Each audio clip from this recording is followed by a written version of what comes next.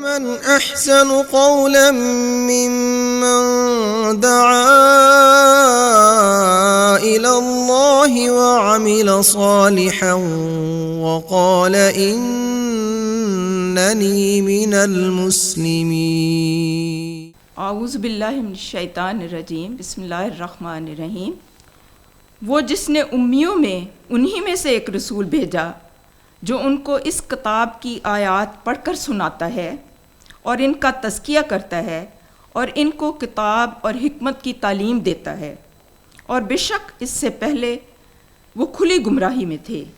مراد یہ ہے کہ انبیاء کرام آئے، انہوں نے کتاب کے ذریعے سے لوگوں کا تزکیہ کیا، ان کو آیات پڑھ پڑھ کے سنائی، انہیں بتایا کہ حلال کیا ہے، حرام کیا ہے، سچ کیا ہے، جھوٹ کیا ہے، کون سا عمل کرنے میں انسان کی فلاح ہے اور کون سی برائی کرنے میں ان کے لیے عذاب ہے۔ انہوں نے کھول کھول کے بتا دیا، انہوں نے پڑھ پڑھ کے سنا دیا۔ اور ہدایت کون سی ہدایت ہے؟ جو کہ اللہ کی ہدایت ہے، اور اللہ کی ہدایت ہی میں انسان کی فلاح ہے۔ تو ہمارے لیے جو بنیاد ہے وہ اللہ تعالیٰ کی ہدایت ہے، اس کا قرآن ہے، اور اس کے بعد آپ صلی اللہ علیہ وسلم کی سنت ہے، کیونکہ قرآن کے ساتھ اللہ تعالیٰ نے ساتھ ہی سنت کو بھی نازل کیا، کیونکہ قرآن پاک آپ کے قلب اطہر کے اوپر نازل ہوا، آپ کے پاکیزہ قلب کے اوپر نازل ہوا، اور اس پاکیزگی کی وجہ سے آپ نے اس کو سمویا اور پھر اس کو آگے سمجھایا، لوگوں کا تزکیہ کیا۔ تزکیہ سے کیا مراد ہے؟ کہ لوگوں کے دلوں کے اندر جو حسد تھا، جو نفرت تھا، جو بغض تھی، جو شرک تھا، جو گندگی تھی، اس کو صاف کیا۔ جیسے ہم ایک مثال کے ذریعے سے سمجھتے ہیں، علماء کرام اس کے بارے میں ایک مثال دیتے ہیں کہ جب کسان جو ہے اپنا کھیت تیار کرتا ہے تو وہ سب سے پہلے زمین کو نرم کرتا ہے، پھر اس میں بیج ڈالتا ہے اور پھر پانی دیتا ہے، تاکہ اس کے اندر وہ جو ہے صلاحیت جو ہے زمین کے اندر اس کو ایک افزائش کا موقع ملے۔ اور پھر یہ والا امر کرنے کے بعد وہ کیا کرتا ہے کہ اس کو کیڑوں مکوڑوں سے بھی محفوظ کرنے کے لیے تدابیر کرتا ہے کہ کہیں کیڑے نہ لگ جائیں، کہ یہ فصل خراب نہ ہو جائے۔ جب یہ سارے مراحل سے وہ گزارتا ہے اس پروسیس کو، تو پھر اس کے بعد اس کے اوپر پھل پھول اگتے ہیں، فصلیں لہلہاتی ہیں۔ تو یہ سارا عمل جو ہے ایک توجہ مانگتا ہے، مسلسل توجہ۔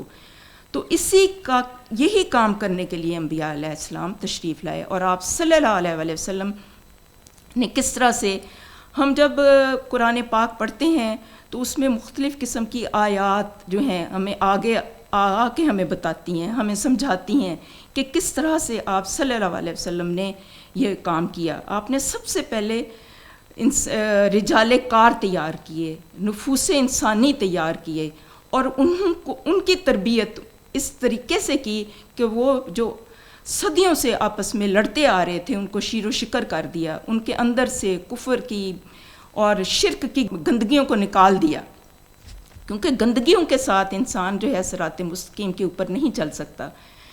تو اللہ تعالیٰ نے اسی لیے قرآن پاک میں یہ ارشاد فرمایا ہے نا کہ قد افلح من زکاہا، فلاح پا گیا وہ شخص جس نے اپنے نفس کا تزکیہ کر لیا، اور قد خاب من دساہا، اور وہ شخص ناکام ہو گیا جس نے اس کو دبا دیا۔ لہٰذا اس کے لیے ہم نے جو روشنی لینی ہے وہ قرآن سے لینی ہے، اور آپ صلی اللہ علیہ وسلم کی سنت سے لینی ہے۔ اور اس کا سب سے پہلا جو نقطہ ہے، نقطہ آغاز ہے، وہ کیا ہے کہ انسان اس چیز کے لیے آمادہ ہو کہ اس نے اپنی اصلاح کرنی ہے، اور اس کے لیے سب سے پہلے کیا شرط ہے کہ نیت کرے، ارادہ کرے، کیونکہ آپ صلی اللہ علیہ وسلم کا فرمان عالی شان ہے کہ مشہور حدیث ہے، آپ سب نے بارہا پڑھی ہوگی، سنی ہوگی، کہ تمام اعمال کا دار و مدار نیتوں پر ہے۔ یہ بخاری و مسلم سے ہے کہ سب سے پہلے انسان اپنی نیت چیک کر لے کہ میں یہ جو اپنی اصلاح کا عمل کر رہا ہوں یا کرنے جا رہی ہوں تو یہ کس لیے ہے، تو وہ یہ دیکھے، اس میں کوئی اپنی ذاتی غرض نہ ہو، کوئی نمود و نمائش نہ ہو، کوئی لوگوں کی واہ واہ نہ ہو۔ اس کا مقصد یہ ہو کہ میں نے اللہ کو راضی کرنا ہے، میں نے اس راستے پہ چلنا ہے۔ کوئی بھی راستہ انسان اپناتا ہے، خواہ دنیا کا راستہ ہو یا دین کا راستہ ہو، بغیر کوشش کے، بغیر نیت کے انسان اپنی منزل کے اوپر نہیں پہنچ سکتا۔ تو اس لیے سب سے پہلے اپنے ذہن کو تیار کرنا ہے، نیت کرنی ہے، اس کے بعد کیا ہے، عزم کرنا ہے کہ میں نے اس راستے کے اوپر اب ایک قدم رکھ دیا ہے تو میں نے اس کو پائے تکمیل تک پہنچانا ہے، میں نے اللہ تعالیٰ کے راستے کے اوپر اب چلنا ہے. اور اس کے لیے پھر اگلا قدم پریکٹیکلی کیا ہونا چاہیے، وہ یہ ہے کہ علم جو ہے اس کے حصول کی کوشش کرنی ہے، دنیاوی علم بھی اور دینی علم بھی. ہم دیکھتے ہیں کہ قرآن پاک میں وحی کی ابتدا علم سے ہوئی کہ اقرا بسم ربک الذی خلق خلق الانسان من علق، کہ پڑھو اپنے رب کے نام کے ساتھ جس نے انسان کو پیدا کیا. اس سے کیا پتہ چلتا ہے کہ علم کی اہمیت اتنی زیادہ ہے کہ وحی کا آغاز بھی اسی سے ہو رہا ہے. اور آپ کے سامنے یہ بات رکھوں، آپ نے یہ پڑھا ہوگا، یہ ایک بہت مشہور واقعہ ہے کہ کس طرح سے حضرت آدم علیہ السلام کے سامنے جو تھے اللہ تعالیٰ نے نام پیش کیے اور فرشتوں کے سامنے بھی نام پیش کیے، تو حضرت آدم علیہ السلام نے وہ سارے چیزوں کے نام بتا دیے، لیکن جو فرشتے تھے وہ نہ بتا سکے. تو یہ جو علم ہے اسی کی بنا پر انسان کو فضیلت دی گئی، اسی کی بنا پر انسان کو اشرف المخلوقات کا درجہ دیا گیا. تو اس لحاظ سے اس کی بڑی اہمیت ہے. اور اسی کی بنا پر مطلب فرشتوں نے انسان کو سجدہ کیا. ایک یہ ہے انسان کی مطلب برتری کی وجہ، اور دوسری کیا ہے کہ اللہ تعالیٰ نے انسان کی باڈی میں، انسان کے وجود میں اپنی روح میں سے کچھ پھونکا. تو دونوں چیزیں انتہائی اہم ہیں، ایک روح کی بالیدگی اور دوسرا علم کی ترقی. ہم جب بھی مطالعہ کرتے ہیں دین کا تو اس میں یہ سمجھتی ہوں کہ ہمیں اس چیز کو بھی پیش نظر رکھنا انتہائی ضروری ہے کہ ہم جو ہماری گراؤنڈ ریالٹیز ہیں ان کو بھی ہم سمجھیں، ہم زمینی حقائق کو بھی سمجھیں کہ آج کل کا دور فتنوں کا دور ہے. اس دور کے کیا تقاضے ہیں، اس دور میں ہم نے جب دین کا علم سیکھنا ہے تو وہ بھی وقت کے تقاضوں کے مطابق، اس کے اصولوں کے مطابق ہم نے اس کو بھی اپ گریڈ کرنا ہے، اس کو بھی تازہ کرتے رہنا ہے. اور اس کے ساتھ ساتھ لیکن روشنی قرآن سے اور سنت سے لینی ہے، اس سے ادھر ادھر نہیں ہٹنا، لیکن وقت کے تقاضوں کو بھی ساتھ سمجھنا ہے. اور وقت کے تقاضوں کو سمجھتے ہوئے ہم نے دنیا کا علم بھی سیکھنا ہے. کیوں؟ اس وجہ سے کہ ہم پیچھے نہ رہ جائیں. دوسری اقوام بہت آگے نکل گئی ہیں. ضرورت اس امر کی ہے کہ ہم دنیا کا جو علم ہے اس کو بھی ہم مسلمان کر لیں. علماء کرام اس کے بارے میں بہت اچھا بتاتے ہیں کہ جو دنیاوی علوم ہیں اس کو بھی مسلمان کر لو. وہ کس طریقے سے کہ انسان جب طب کا علم سیکھے تو اس نظریے سے سیکھے کہ اللہ تعالیٰ نے کیسے انسان کا وجود بنایا. جب وہ کائنات کا علم سیکھے تو وہ یہ سیکھے ستاروں کا یا اور مختلف قسم کے علم کی تو اتنے شعبے ہیں کہ ان کا میں نام لیتی جاؤں تو وہ وقت گزر جائے. لہٰذا یہ ہے کہ ان کو بھی انسان جب بھی سیکھے تو اس پوائنٹ آف ویو سے سیکھے کہ یہ کائنات اللہ نے بنائی ہے، وہی خالق ہے، وہی مالک ہے، وہی رازق ہے. تو کائنات اس نے بنائی ہے، اس کے اوپر غور و فکر کرے، تحقیق کرے، ریسرچ کرے، تاکہ دنیاوی ترقی میں بھی وہ آگے بڑھے اور علم کی ترقی میں بھی آگے بڑھے. کیونکہ اللہ تعالیٰ نے مسلمان کو اس لیے پیدا کیا کہ وہ تسخیر کائنات کا حصہ بنے، وہ جہاں بانی کا کام کرے، اور جہاں بانی کے کام کے لیے علم کو مطلب جدید خطوط پہ اس کا حصول انتہائی ضروری ہے. اور اس نقطے کو ہمیشہ مطلب پلو میں باندھ لینے کی بات ہے. اور آپ صلی اللہ علیہ وسلم کے پاس تو علم کی انتہا تھی، لیکن اس کے باوجود اللہ تعالیٰ نے قرآن پاک میں آپ کو یہ تلقین فرمائی کہ کل رب زدنی علما، کہ حبیب صلی اللہ علیہ وسلم آپ یہ دعا کیجئے کہ میرے علم میں اضافہ کر دیجئے. اور حضرت حسن بصری فرماتے ہیں کہ علم کا ایک باب سیکھنا اور اس پر عمل کرنا دنیا کی تمام نعمتوں سے بہتر ہے. یہ مشہور کہاوت ہے. پھر اسی طرح سے انگریزی کی ایک مشہور کہاوت ہے، وہ یہ ہے کہ مجھ سے کہو میں بھول جاؤں گا، مجھے دکھاؤ میں یاد رکھوں گا، مجھے کام میں شامل کرو تاکہ میں سمجھوں. مراد یہ ہے کہ جتنا بھی انسان علم سیکھتا رہے اس کے اوپر عمل بھی کرے، کیونکہ عمل کے بغیر وہ جو علم ہے انسان کے وجود کا حصہ نہیں بنتا. تو صحابہ کرام کی مثال جو ہے وہ اپنے سامنے رکھنے کی ضرورت ہے. انہوں نے جتنا علم سیکھا اس کو فوراً وہ عمل کے اندر وہ لے آئے اور اس کو برتا انہوں نے. اسی طرح سے ہے علم کے بعد ہم اس کو پوائنٹس کی صورت میں سمجھ لیتے ہیں، ورنہ یہ والا جو ٹاپک ہے اپنے اندر بہت وسعت رکھتا ہے، لیکن بہرحال وقت میں اتنی وہ گنجائش نہیں ہے. تو میری کوشش ہوگی کہ کم از کم چلیں پوائنٹس کی صورت میں اس کو ہم آگے لے کے چلتے ہیں. اس کے بعد اگلا جو پوائنٹ ہے وہ یہ ہے کہ علم کے حصول کے بعد پھر علم کو تازہ بھی رکھنا ہے، اس کو بڑھانا بھی ہے، مسلسل کوشش کرتے رہنا ہے. ہم دیکھتے ہیں کہ اللہ تعالیٰ قرآن پاک میں کیا ارشاد فرماتے ہیں کہ انسان کے لیے وہی کچھ ہے جو اس نے کوشش کی. اور ہمیں قرآن پاک سے یہ مثالیں ملتی ہیں کہ بی بی ہاجرہ نے جب وہ صحرا میں ان کو جب آزمائش کے طور پر انہیں رہنا پڑا تھا، اور ننھے اسماعیل جب پیاس کی شدت سے تڑپے تھے تو بی بی ہاجرہ نے کس طرح وہاں پہ دوڑ دھوپ کی تھی. تو ان کی دوڑ دھوپ کو اللہ تعالیٰ نے اتنا پسند کیا کہ اس کو حج کا ایک رکن بنا دیا. تو یہ ہے کہ انسان کو ایڑیاں رگڑنی پڑتی ہیں، انسان کو دوڑ دھوپ کرنی پڑتی ہے، اس کے بغیر گوہر مقصود نہیں ملتا. تو انسان جب دنیا کے لیے کوشش کرتا ہے تو اس کے لیے فرض ہے کہ وہ دین کے لیے بھی کوشش کرے اور اسے سمجھے.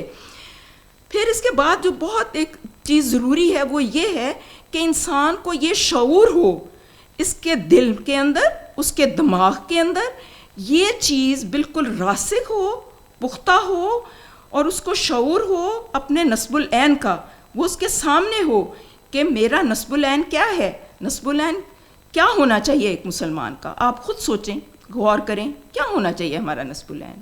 یہی نا کہ ہم اللہ کی رضا کو پا سکیں اور اس کے مطابق اپنی زندگی گزار سکیں. کیونکہ اللہ تعالیٰ نے یہی فرمایا نا اپنے قرآن میں کہ میں نے انسانوں اور جنوں کو اس لیے پیدا کیا تھا کہ وہ میری عبادت کریں. الذی خلق الموت والحیات لیبلوکم ایکم احسن عملا. میں نے زندگی اور موت اس لیے پیدا کی تاکہ میں دیکھوں کہ تم میں کون اچھا عمل کرتا ہے.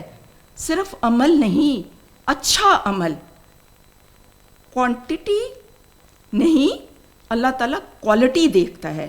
تو پھر اپنی ہمت کے مطابق، اپنی طاقت کے مطابق، اپنی استطاعت کے مطابق انسان کوشش کرتا رہے اس کو بہتر سے بہتر کرنے کی، کیونکہ اللہ تعالیٰ کو یہ چیز بہت پسند ہے. اور انسان جو بھی کام کرے نا اس کی یہ کوشش تو کم از کم ہو نا، ورنہ ہر انسان کمال کے درجے پہ تو نہیں پہنچ سکتا. کمال تو صرف اللہ تعالیٰ کی ذات کو ہے، وہی ہر نقائص سے پاک ہے، اور کمال تو آپ صلی اللہ علیہ وسلم کو حاصل ہے، کیونکہ ان کی ذات کے اندر کوئی ایسا نقص نہیں ہے. ہم تو مطلب ہم ایسے انسان ہیں کہ ہمارے اندر بے شمار کمیاں ہیں، کوتاہیاں ہیں، بہت کچھ ہے، لیکن اس کے باوجود ہم نے کوشش تو کرنی ہے نا بہتر کام کرنے کی. باقی اللہ تعالیٰ تو انسان کی کوشش کو دیکھتا ہے نا، تو اس لحاظ سے یہ کوشش بھی کرنی ہے. پھر اس کو یہ نہ ہو کہ کبھی کام کر لیا کبھی چھوڑ دیا، اس کو ہماری زندگی کا حصہ ہونا چاہیے.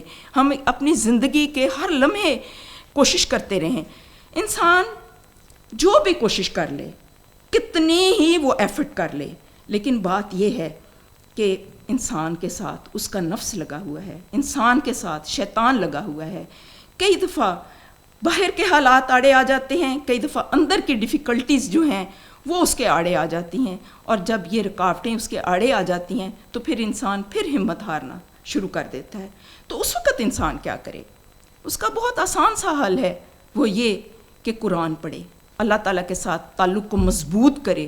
جتنا اللہ تعالیٰ کے ساتھ تعلق مضبوط ہوگا، جتنا وہ قرآن پڑھے گا، اتنا انشاءاللہ تعالیٰ سے اس کے اندر معرفت الہی جو ہے وہ مزید مضبوط ہوگی. اور جب وہ معرفت الہی انسان کے دل کے اندر، اس کے دماغ کے اندر رچ بس جائے تو پھر یہ راستہ آسان ہو جاتا ہے. اور اس کے ساتھ ساتھ انسان اپنا احتساب کرے، اپنا جائزہ لے. رات کو سونے سے پہلے انسان یہ دیکھے کہ میں نے پورے دن میں کیا کیا کام کیے ہیں، کون سے اچھے کام کیے ہیں، کون سے برے کام کیے ہیں. برے کاموں کی وہ لسٹ بنا لے کہ میں نے اب اس کے اوپر میں نے کانٹا لگا دینا ہے، میں نے بس کراس کر دینا ہے، اس کو کٹ کر دینا ہے. اور جو نیک کام ہے وہ اگر اس سے کچھ ہو جاتے ہیں، ہو جانے والی بات نہیں کرنی، بلکہ وہ اپنے آپ کو یہ ٹارگٹ دے کہ یہ والے کام میں نے کرنے ہیں. کیونکہ یہ تزکیہ نفس کا ہے نا موضوع ہمارا، تو اس میں یہی ہے کہ ہم نے شعوری ایفرٹ کرنی ہے. یہ نہیں ہے کہ کبھی ایک چیز کا یا نیکی کا یا اچھے کام کا کوئی صدور ہو گیا اور کبھی نہ ہوا. نہیں، ایسے نہیں، بلکہ مستقل مزاجی سے یہ کام کرنا ہے، خود تھوڑا تھوڑا کر کے ہی کریں. کیونکہ آپ صلی اللہ علیہ وسلم کی تعلیمات میں سے ہمیں یہی چیز ملتی ہے کہ تم وہ عمل کرو، خود تھوڑا ہو لیکن باقاعدگی سے ہو.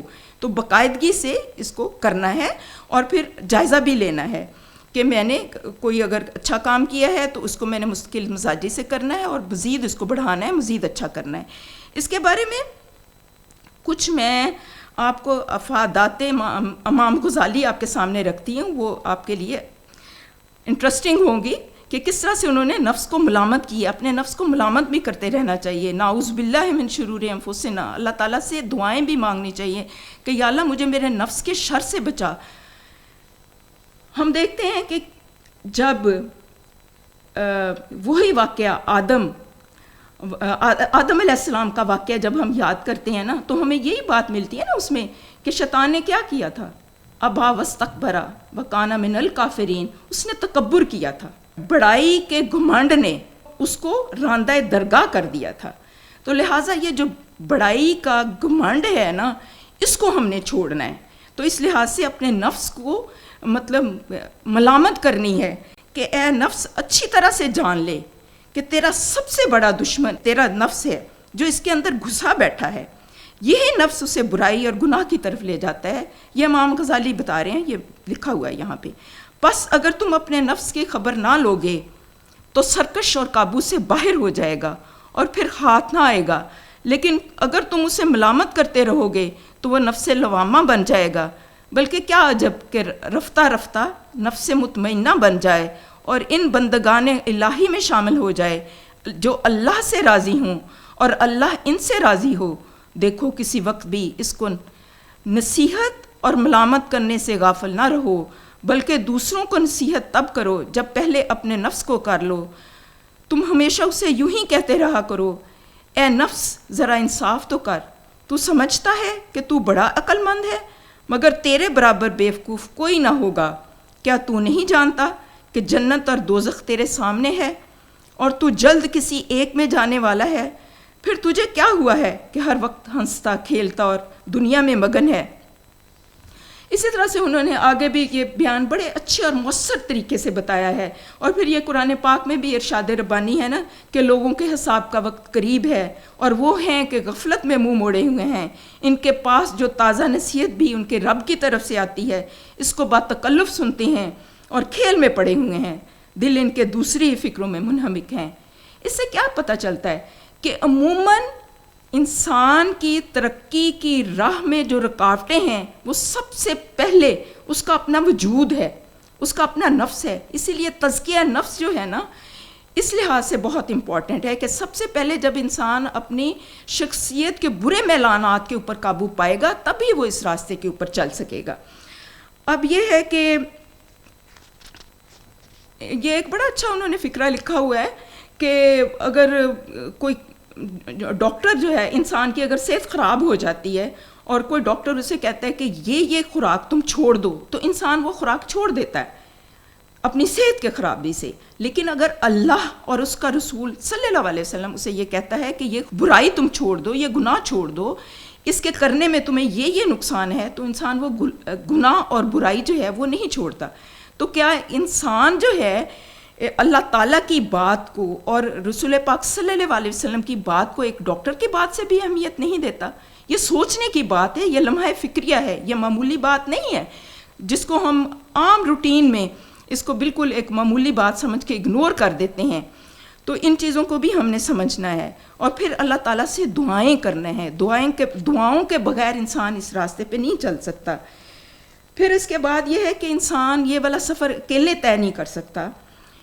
اس کے بعد انسان کیا کرے کہ وہ کسی اچھی جماعت کے ساتھ اپنے آپ کو مطلب منسلک کرے، کیونکہ کونوا مع الصادقین اللہ تعالیٰ کا ارشاد ہے نا کہ اچھے لوگوں کی صحبت اختیار کرو. اس سے کیا ہوگا کہ انسان جو ہے اس صحبت میں جائے گا، اچھی باتیں سنے گا، اس کے اوپر اچھے اثرات آئیں گے. اگر کہیں اس کے نفس کے اندر کوئی سستی آئے گی، کوئی کاہلی آئے گی، تو وہ دوسرے لوگوں کی عظمیت دیکھ کے، ان کا حوصلہ دیکھ کے اس کو بھی ایک حوصلہ ملے گا، امید ملے گی، اور نالج جو ہے اس کا اپ ڈیٹ رہے گا۔ اس کے علاوہ پھر یہ ہے کہ جو سیکھا ہے اس کو آگے سکھانے کا عمل کرنا ہے، درس و تدریس میں مصروف ہو جانا ہے۔ وہ اس وجہ سے کہ جب انسان سیکھنے کے مرحلے سے آگے بڑھتا ہے تو پھر اس کے بعد کیا ہوتی ہے کہ وہ علم جو ہے انسان کے اندر اچھی طرح سے راسخ ہو جاتا ہے۔ تو یہ سارے پوائنٹس ہم نے مد نظر رکھنے ہیں۔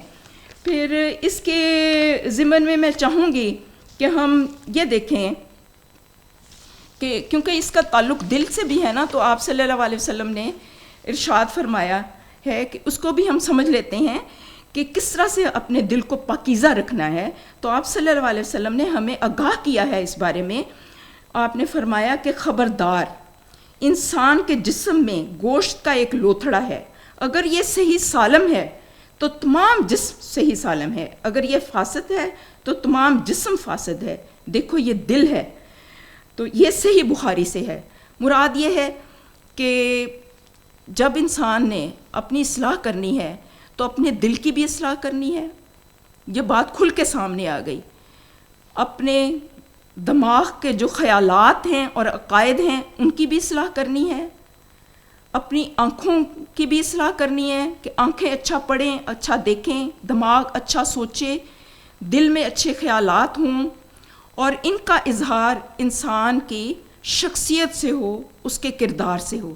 تزکیہ کا مقصد ہی یہ ہے کہ انسان ایک عام انسان سے ایک اچھا انسان بنے، ایسا انسان بنے کہ جس کی وجہ سے اس کی ذات سے گھر کا ماحول بھی اچھا ہو، اس کے ارد گرد کا ماحول بھی اچھا ہو، اور وہ ایک یوزفل مفید انسان بنے، کیونکہ یہی ہمیں قرآن کی تعلیم ہمیں یہی سبق دیتی ہے، اور آپ صلی اللہ علیہ وسلم کے ارشادات بھی ہمیں یہی تعلیم دیتے ہیں۔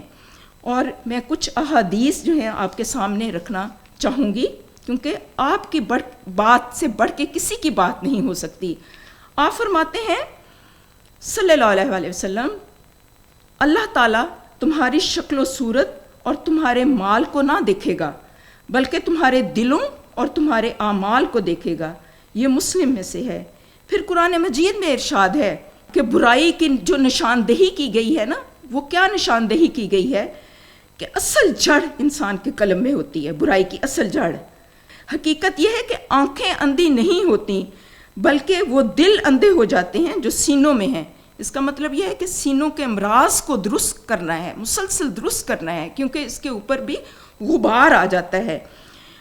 اور یہ ہے کہ ارشاد ربانی ہے، ہمیں یہ تلقین کی گئی ہے کہ اس دن نہ مال کوئی فائدہ دے گا اور نہ اولاد، بجز اس کے کہ کوئی شخص قلب سلیم لیے ہوئے اللہ کے حضور حاضر ہو۔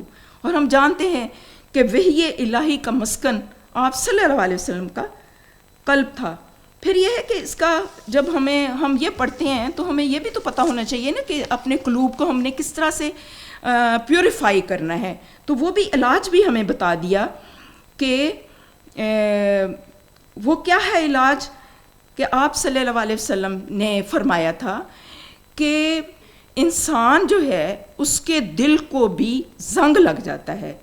تو لوگوں نے پوچھا کہ یا رسول اللہ صلی اللہ علیہ وسلم، دلوں کو اگر زنگ لگ جاتا ہے تو پھر اس کو کیسے صاف کیا جائے؟ تو آپ صلی اللہ علیہ وسلم نے یہ فرمایا کہ کثرت سے موت کو یاد کرنا اور قرآن پاک کی تلاوت کرنا۔ تو یہ بھی ایک بہت مستند حدیث ہے، تو اس کو بھی اپنے مد نظر ہم نے رکھنا ہے کہ قرآن پاک کی تلاوت کرنی ہے ہم نے، اور کثرت سے موت کو یاد رکھنا ہے، کیونکہ موت اگر سامنے ہوگی اور ہمیں جواب دہی کا احساس ہوگا تو ہم جو ہے گناہوں سے بچیں گے۔ جواب دہی کا احساس انسان کو گناہوں سے بچاتا ہے۔ اور اسی طرح قرآن کی تلاوت سے بھی جب ہمیں احکامات ہمارے سامنے ہوں گے کہ یہ برے کام کرنے کے یہ نتائج نکل سکتے ہیں، اچھے کام کرنے کے یہ انعامات مل سکتے ہیں، تو انسان آٹومیٹیکلی پھر اس راستے کے اوپر زیادہ استقامت کے ساتھ چل سکے گا۔ اور پھر ایک چیز جو ہے، ایک پوائنٹ بہت اہم ہے، وہ یہ ہے کہ اسلام کے جو آسان احکامات ہیں ان کو ہم لے لیتے ہیں اور جو مشکل احکامات ہیں ان کو چھوڑ دیتے ہیں۔ ایسا نہیں ہے۔ اسلام کے بارے میں یہ فرمایا گیا ہے کہ ادخلوا فی السلم کافہ، اسلام میں پورے کے پورے داخل ہو جاؤ تو پھر تمہارے لیے نیکی کے دروازے کھلیں گے، پھر برکتوں کے دروازے کھلیں گے۔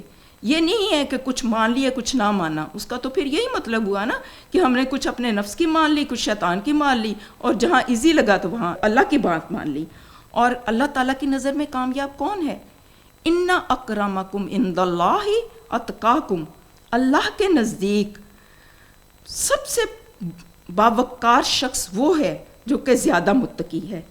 اچھا، اب جو ہے اصلاح نفس کا جو کام ہے، اس کا جو ہم دیکھا جائے تو یہی ہے نا کہ انسان کو اللہ تعالیٰ کی رضا حاصل ہو سکے، اور انسان جو ہے وہ جہنم سے بچ کے جنت میں داخل ہو جائے۔ تو اس کے لیے اللہ تعالیٰ نے ہمیں بڑے واضح الفاظ میں تلقین کی ہے، وہ میں آپ کے سامنے رکھتی ہوں۔ اگر اس کو ہم حرز جان بنا لیں، یہ چند آیات کے مفاہیم میں آپ کے سامنے رکھتی ہوں، وہ حرز جان بنانے کے قابل ہیں، اور اگر ان کو ہم سامنے رکھ لیں اور اللہ تعالیٰ مجھے اور ہم سب کو یہ توفیق دے دے تو انشاءاللہ تعالیٰ دنیا کی کامیابی اور آخرت کی کامیابی ہمارے قدم چومے گی، کیونکہ اللہ تعالیٰ کی بات سے بڑھ کے کسی کی بات نہیں ہو سکتی۔ تو ان آیات کے مفاہیم میں آپ کے سامنے رکھتی ہوں۔ وہ اس طرح سے ہے کہ رکوع کرو، سجدہ کرو، جہاد کرو تاکہ تم فلاح پاؤ۔ یہ سورۃ الحج کی آیت کا میں نے آپ کو ترجمہ بتایا ہے۔ مراد یہ ہے کہ ایمان لانے کے بعد ایمان کے تقاضوں کو بھی نبھانا ہے، نماز کو قائم کرنا ہے، اللہ تعالیٰ کے آگے جھک جانا ہے، اس کی ماننا ہے، کوشش کرنی ہے، تو پھر کامیابی ملے گی۔ پھر آگے فرمایا گیا ہے، سورۃ الجمعہ کی آیت کا ترجمہ ہے کہ جب تم جمعہ کی نماز پڑھ چکو تو اللہ کا فضل تلاش کرو تاکہ تم فلاح پاؤ۔ مراد یہ ہے کہ دین کے بھی کام کرنے ہیں، دنیا کے بھی کام کرنے ہیں، تاکہ دنیا کی بھی بھلائی نصیب ہو اور آخرت کی بھلائی بھی نصیب ہو۔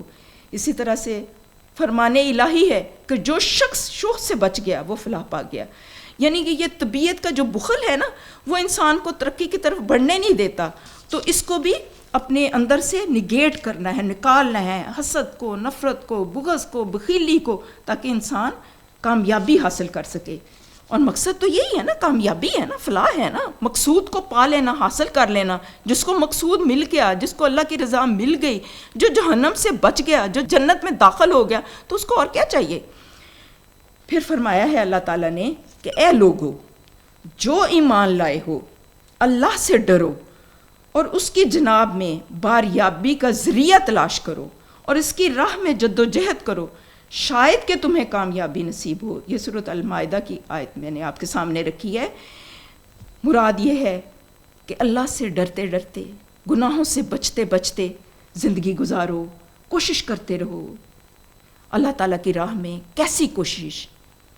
اپنے نفس کے ساتھ جہاد، شیطان کے ساتھ جہاد، سوسائٹی کے برے جو ہیں رسوم و رواج، ان کی مخالفت، اللہ تعالیٰ کے حکم کی پابندی۔ پھر ہے کہ تم میں تو کچھ لوگ ایسے ضرور ہی ہونے چاہیے جو نیکی کی طرف بلائیں، بھلائی کا حکم دیں اور برائیوں سے روکتے رہیں۔ جو لوگ یہ کام کریں گے وہی فلاح پائیں گے۔ یہ سورۃ ال عمران کی آیت نمبر 104 ہے۔ مراد یہ ہے کہ اچھائی یا بھلائی کا یہ جو کام ہے، یہ انفرادی سطح پر بھی کرنا ہے اور اجتماعی سطح پر بھی کرنا ہے، کیونکہ یہ اللہ تعالیٰ کا واضح حکم ہے کہ جب آپ کو کچھ چیز کا علم ہو جائے تو اس کو آگے بھی پہنچائیں، اچھائیوں کا حکم دیں، برائیوں سے منع کریں، اور تاکہ کیا ہو، اس کی وجہ سے پھر اللہ تعالیٰ کی رحمت انسان کے شامل حال ہوگی اور کامیابی انشاءاللہ اس کے قدم چومے گی۔ اے لوگو جو ایمان لائے ہو، صبر سے کام لو، باطل پرستوں کے مقابلے میں پامردی دکھاؤ، حق کی خدمت کے لیے کمر بستہ رہو، اللہ سے ڈرتے رہو، امید ہے کہ فلاح پاؤ گے۔ یہ سورۃ العمران آیت نمبر 200 کا میں نے مفہوم بیان کیا ہے، بلکہ یہ ترجمہ ہے۔ اب یہ ہے کہ ایمان پہلی شرط ہے، پھر صبر سے کام لینا ہے، یعنی ڈٹ جانا ہے، استقامت اختیار کرنی ہے ہر طرح کے حالات میں، اور جو باطل قوتیں ہیں ان کی نہیں ماننی بلکہ حق کا ساتھ دینا ہے۔ تو پھر کیا ہوگا کہ انشاءاللہ تعالیٰ اللہ تعالیٰ جو ہے کامیابی انسان کا مقدر جو ہے وہ بن جائے گی انشاءاللہ۔ پھر ارشاد ربانی ہے کہ جو شخص جہنم کی آگ سے بچ گیا اور جنت میں داخل ہو گیا وہ فلاح پا گیا۔ یہی تو انسان کی چاہت ہے کہ وہ جہنم سے بچ جائے، اسے اور کیا چاہیے؟ جس کو اللہ کی رضا مل جائے تو اس کو اور کیا چاہیے؟ تو لہٰذا یہ ہے کہ انسان کوشش کرے اور مرتے دم تک یہ کوشش کرے کہ تقویٰ کی زندگی کامیابی کی زندگی ہے، اور اللہ تعالیٰ متقی لوگوں کو پسند کرتا ہے۔ اللہ تعالیٰ ہمیں کہنے اور سننے سے زیادہ عمل کی توفیق عطا فرمائے۔ اللہم آتی نفسی تقواہا، اے اللہ ہمیں تقویٰ عطا فرما، اور تو ہی ہمیں پاک کرنے والا ہے، تیرے علاوہ اور کوئی نہیں ہے جو ہمارا کارساز ہے۔ یا اللہ ہمیں ہماری نفس کی شرارتوں سے بچا اور ہمارے دلوں کو پاک کر دے۔ یا اللہ ہم اس قابل نہیں ہیں کہ ہم اپنی خامیوں کو خود اپنے برتے کے اوپر دور کر سکیں۔ ہم یا اللہ ٹوٹی پوٹی یہ جو کوششیں ہیں ہماری، یہ کسی قابل نہیں ہیں۔ یا اللہ تیری مدد چاہیے، تیری مدد کے بغیر ہم اس راستے پہ نہیں چل سکتے۔ لا حول ولا قوت الا باللہ۔ یا اللہ برائیوں سے بچنے کی ہمت اور نیکی کرنے کی طاقت صرف تیری طرف سے ہے۔ یا اللہ یہ توفیق ہم سے نہ چھیننا، اور مرتے دم تک یا اللہ ہمیں ثابت قدم رکھنا۔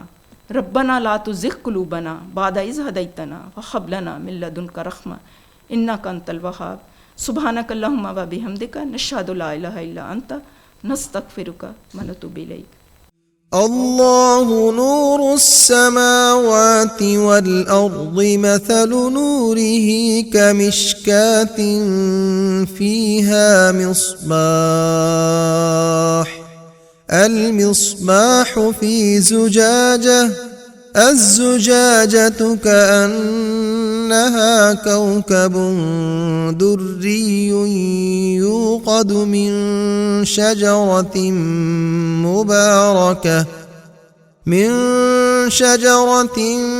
مباركة زيتونة لا شرقية ولا غربية يكاد زيتها يضيء ولو لم تمسسه نار نور على نور